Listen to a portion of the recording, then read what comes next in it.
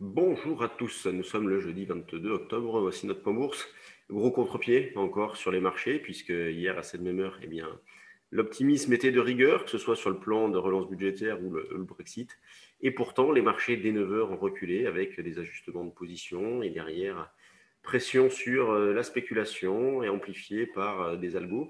Ce qui fait que, on a perdu une centaine de points, passant de 4950 à 4850 en 2 heures, entre 9 heures et 11 heures. Et ce matin, on ouvre en léger repli sous cette zone donc, de 4850. Donc, toujours des marchés qui continuent le dernier hausse, baisse dans le vide total, sans aucune conviction, très peu de visibilité. Il y a une remontée de l'inquiétude et c'est normal avec la peur de voir l'Europe se refermer. On l'a bien vu avec l'Irlande, le Pays de Galles qui ont annoncé un nouveau confinement, nous le couvre-feu.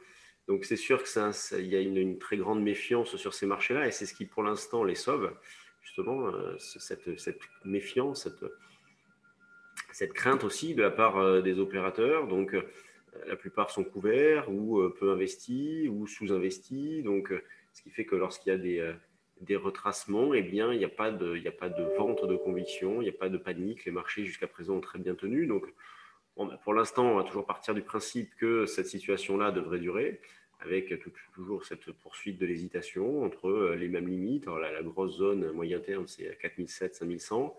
À court terme, eh bien, ce qu'on va essayer de faire, c'est d'acheter sur des petits replis, d'acheter dans cette zone autour des 4800 pour jouer un double appui avec jeudi dernier, donc achat sur 4008 et puis une vente dans la zone des 4850, 60. On va commencer sur quelque chose comme ça et puis en fonction de l'orientation de la séance, on ajustera, on travaillera dynamiquement. C'est ce qu'on a fait hier pendant la séance parce que c'était le troisième jour de la formation. On a acheté notamment sur 4910, le marché n'a pas voulu rebondir vite, on a pu sortir, éventuellement sur pullback derrière, et puis on a pu recommencer à plusieurs reprises. Ce qui fait que malgré le repli en cours, il n'y a pas de problème particulier, et encore ce rebond-là aussi fait du bien, puisqu'il permet de sortir des achats plus ou moins bien réalisés. C'était l'objectif qu'on s'était fixé, la zone 85-95. Donc, pas de tendance, pas de visibilité. Nous, ça valide à merveille notre stratégie, hein, à savoir on recherche l'accumulation d'écarts sur le futur et on monte des stratégies justement non directionnelles sur les options. Et encore lundi, hein, on a vendu des calls ici. Alors, au plus haut, impossible de faire mieux. On a planté le drapeau là sur des calls, notamment des ventes de calls 5000, donc sur des spreads que nous avons montés. Sur les actions, c'est un gros carton. C'est vrai que sur le futur, c'est un peu plus compliqué parfois. C'est pas hyper passionnant. Il faut faire preuve de dynamisme. Mais en revanche, sur les options, c'est un gros carton. Le DAX, lui, on est dans la même situation hein, avec un retracement qui a été important. On est passé de 12 800 à 12 500 assez vite. Là, à 12 475, donc achat sur repli, ça ne change pas vraiment hein, sur la stratégie. Vers les 12 400, c'est le support en dessous. Alors là, je vais mettre un petit peu plus historique pour qu'on le voit ensemble.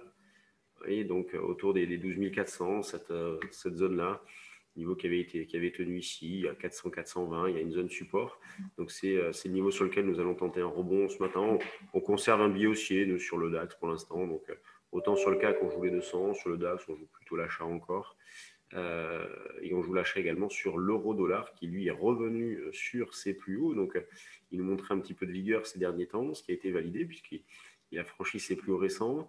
Achat sur repli, alors pas toujours évident à faire dans cette phase parce que c'est toujours la même chose. Quand il ne fait pas grand-chose, il y a très peu d'écart. Et puis, quand il prend une direction, on ne l'arrête plus trop en ligne droite. Donc, là, pour aujourd'hui, les supports, c'est un 18,40, un 18,20. Les niveaux proches à surveiller pour tenter des rebonds. Et en ce qui concerne les résistances, on va avoir notamment celle de 1,1880. Puis après, il faut revenir davantage en arrière pour retrouver les niveaux au-dessus de cette zone-là. Donc 1,1880. On voit bien la zone 1,19. Et puis après, pourquoi pas 1,1950 jusqu'à 1,20, les plus récents. Bon, pour l'instant, on n'en est pas là, il y a encore un petit peu de marge. Mais il faut l'envisager en se disant, tiens, quel objectif je peux me fixer sur l'eurodoll? Les niveaux que je viens de vous indiquer. Sur les actions, il y a pas mal de news, mais là, on va pas avoir le temps de faire le tour d'horizon sur les actions. On va entamer notre stage option dans quelques instants. Donc, soyez prudents sur les marchés. Il faut faire preuve de dynamisme. Il ne faut pas s'enfermer dans des scénarios directionnels. Ces marchés-là ne le méritent pas, ils ne sont pas directionnels, donc il faut bouger et tenter des petites choses, pas trop insister, ne pas hésiter à sortir lorsqu'on a tort. En tout cas, c'est comme ça que nous travaillons. Allez, stage option aujourd'hui, ça va être passionnant, 2 jours intensifs avec aujourd'hui les bases du marché des options, les déterminants du prix des options, les grecs. Et puis demain, ça sera de la stratégie toute la journée. Allez, bonne séance. Et puis, on se retrouve demain. Alors, non pas pour le live, j'aurai pas le temps, mais pour le point bourse habituel. Allez, salut.